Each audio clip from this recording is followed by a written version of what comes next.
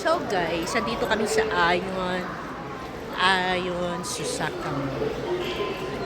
Ano ba pronounce ito? Ayon? Iyon? Iyon? Iyon Mall. So third time ko dito guys.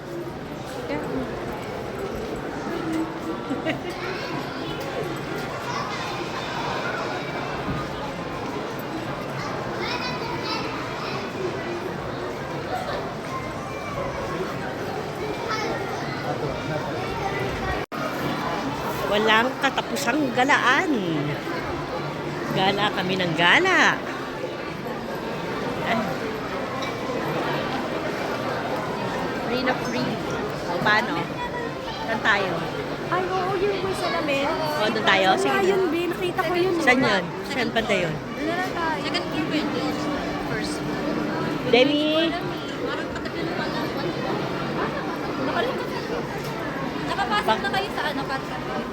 Baka maano nga, baka kala, kinuha yung ano niya. Tingnan nyo may mga bag dito, magkano. Buti kami nabili lang namin sa Hardrock yung bag niya.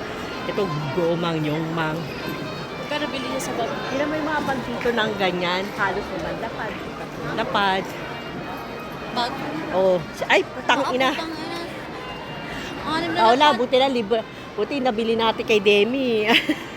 Tapos 10% pa yun. Mahal, no? Grabe. Diyos ko, parang pa-tuition na fee, no, be? Pa-tuition fee na. Mura pa nga tuition eh. Oo. 7,000 yun. Oh. Ay, gano'n pa rin ba tuition niya? Gano'n pa rin? 7,700 pa rin?